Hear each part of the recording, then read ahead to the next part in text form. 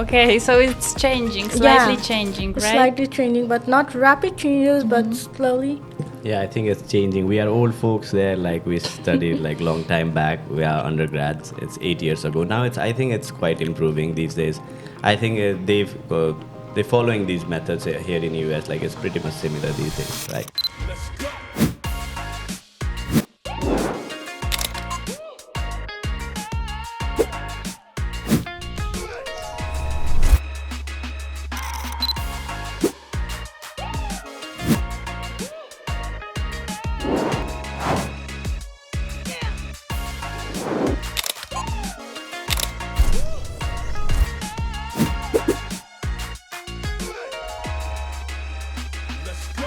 Welcome to Atlantis University Podcast. My name is Sybilla Bogdan and I am an academic advisor here at Atlantis University.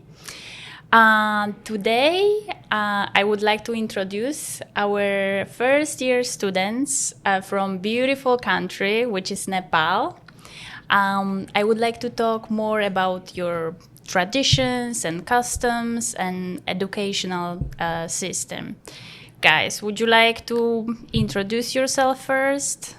Hello, I'm Shramika Basnet. I'm from Nepal. I'm studying bachelor's in IT here in Atlantis University. I'm a freshman. Welcome, Shramika. Thank you. Hello everyone, I am Sybilla Bogdan. I'm here to study my master's in healthcare management and clinical assistant. I'm also from beautiful country, Nepal. Welcome. Thank you. Hi, Sybilla. This is Prashant, and I'm from Nepal as well. And I'm studying a master's in IT here at Atlantis University. Welcome, Prashant. Thank you. So last week we were celebrating here at Atlantis Mankara Sankari. We experienced your beautiful dance. We enjoyed a lot.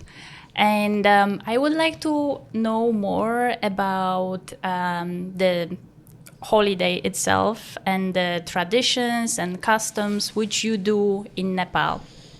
Okay, so basically we call it Magi Sangrati, and it is mostly popular in Tharu culture in Nepal. Well, my mother is also from a Tharu culture, so I know a bit more about it in both ways. My father is from Brahmin and my mother is Tharuna, so I have mixed culture, so I know more about it. So, well, in this time, we usually make different kind of delicious food, just like jaggery, crystalline form. It is known as chaku, and other we eat yam and sweet potatoes and sesame laddu, so which is also made from jaggery and sesame. And obviously, we do dance at that day. That was really beautiful. What about you guys? Yeah, I think it's pretty much the same. There's another part like that I know. It's a religious festival as well in the Hindu culture. There's another saying like if you take a dip in the river on that day, it is auspicious and holy.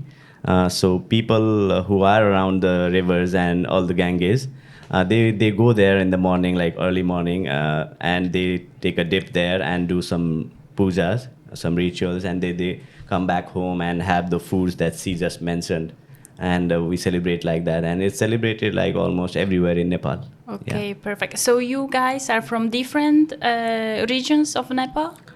So I'm basically from hilly region.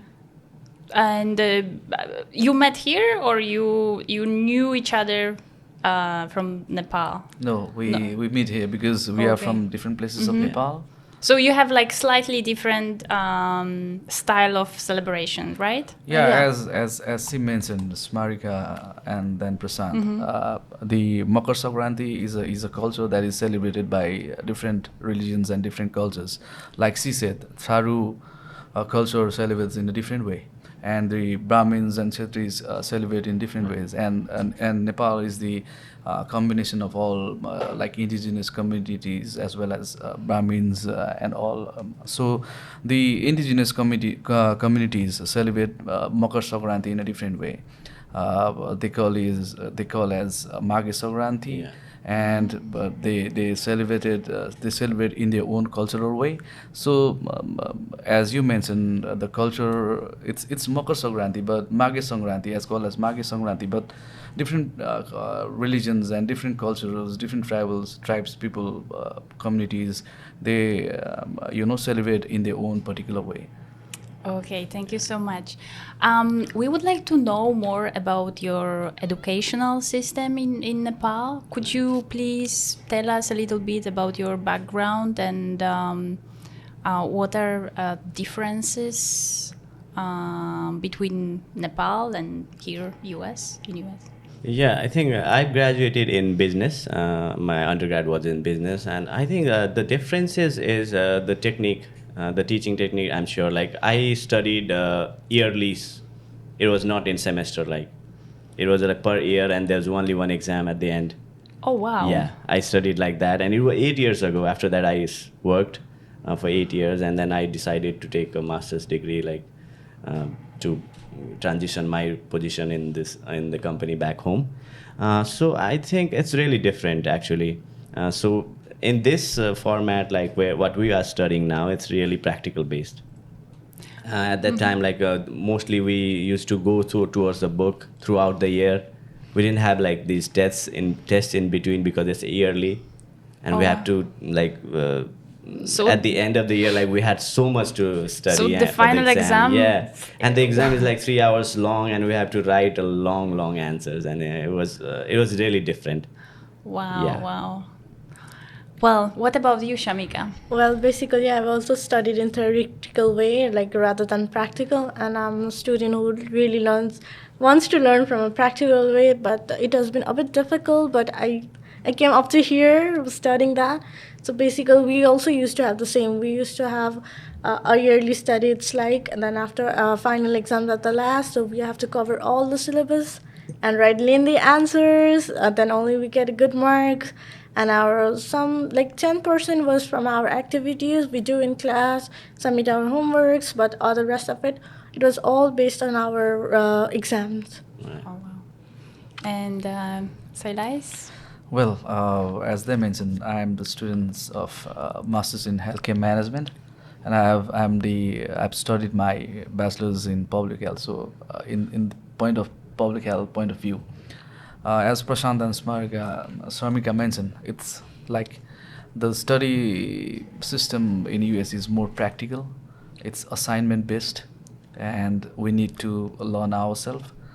We need to explore many researchers, many books, and that's the best part because, and as they mentioned, it's more practical. So when we rely on the practical system, it will support to drive our life. So practical is indeed one of the best practice to gain your knowledge, and this is the way that the education system of Nepal is quite different than US. Our system is more theoretical based, more books, and then examinations, but a little bit of assignments, and that's the difference between the study pattern of Nepal and US. But right now it's gradually improving, like the teachers are there learning through different methods and treating their children with the practical knowledge and theoretical. Because I too did teaching there for a year, so. Wow, okay, so it's changing, slightly changing, right? Slightly changing, but not rapid changes, but slowly. Yeah, I think it's changing. We are old folks there. Like we studied like long time back. We are undergrads. It's 8 years ago. Now I think it's quite improving these days. I think they're following these methods here in US. Like it's pretty much similar these days, right? But the education system in Nepal, if we consider as the theoretical, it's one of the best because Nepalese students they have a broad range of knowledge because they have been like studying lots and lots of books. So considering the broad horizon. In theoretical way, Nepalese are like, they are damn good in every sense. Yeah. So you have to memorize everything. Yeah. Yeah. So that's the reason we still have like general knowledge what we have learned in our like smaller classes, Still that things are on our mind. Yeah, we have trained our brain like that way, so it's easier to grasp things. And most of the students, like, they are quite passionate about the study, and they have done really well in the top university here in US. There are lots of Nepalese students as well. Wow, I'm Yeah. glad to hear that. What are and have you ever experienced any stereotypes or misconceptions about Nepal, and you would like to clear them, maybe? Stereotypes, whenever foreigners come to our country, they experience certain things. Like, they go to certain places and they visit, maybe in the trekking, they go to Himalayas and they visit like the capital city, Kathmandu, and few places, and they have a stereotype for sure. Like, they call, like, it's a land of Sherpa, it's a land of mountains, but there are different reasons. It's quite diverse, like geographically as well as and culturally as well. So there are like lots of stereotypes. They call it, like, I think they call it, it's a joke. I don't know it's a joke or not, but I heard people asking, like, asking Nepalese students, like, do you guys live in mountains? How do you go to school? Like, how far you have to walk? It's not like that. It's there are mountain region. There are very less people living there now. They moved to mountain, this hilly region. Like, it's like that. Nepal's geography is, on the southern part, it's all plains, all plain lands across. And like, what about the weather? I think the weather is weather also different in different Yeah. part In the of- southern part, it's like Miami in summer. Oh, Like, okay. it's similar. Okay. So, and in hilly region, it get more cooler, and in the Himalayas, it's like, it's ice. It's snow, a snow, It's snowing, cold year It's- long, right? It's year long, it's cold. Okay. So the difference, and people live as per their comfort. They migrate. When it's winter, they come to the plains. They migrate there. Everyone has a home, like in mountains and in plains as well.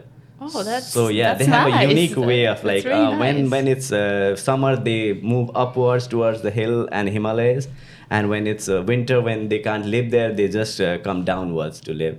So it's quite unique to live there, and lots of culture. Like, there are so diverse culture in our country, and we live like we have this bond. Like, all Nepalese, they live together. We share like our culture, and we enjoy like that. Yeah. I think maybe they will add more onto that. And Would you I like to think add I know, something? yeah. Like, as Prasant mentioned, there are many people that they haven't heard our name, but I would like to. Yeah, that honestly for yeah. me is difficult. Yeah, but I would like to tell people that we have the highest peak in the world. Like, Mount Everest lies in our region, is ours, which is in Nepal. The Light of Asia, which is also known as Gautam Buddha. Buddha was born in Nepal, and we are from the country that these two, one of the biggest thing we have. So these are the stereotypes that people really don't know about Nepal, and so this is what. I know that you call Mount Everest Chomolungma. Do you call it? Yeah. Yes, Chomolungma. right. Yeah, yeah. This I know. It's a yeah. goddess, actually. They worship in the Himalayas, Chomolungma. Yeah, it's a goddess, right? So yeah, I learned it actually from That's really my impressive, friend like, in yeah. Poland. So. Oh, Okay, wow. great. He treks, like, Well, I didn't know what's that. And after, like, I have checked. Okay. And I was like, oh my god, I didn't know that it's Mount Everest. Yeah. Okay, so guys, would you like to maintain any cultural events or holidays here in US? Like, what is the most important for you to celebrate, and what you would like to share with Atlantis University population? So basically, Dasai is our main festival in Nepal. It is the biggest festival for Hindu, and I guess we should celebrate that as it falls in September.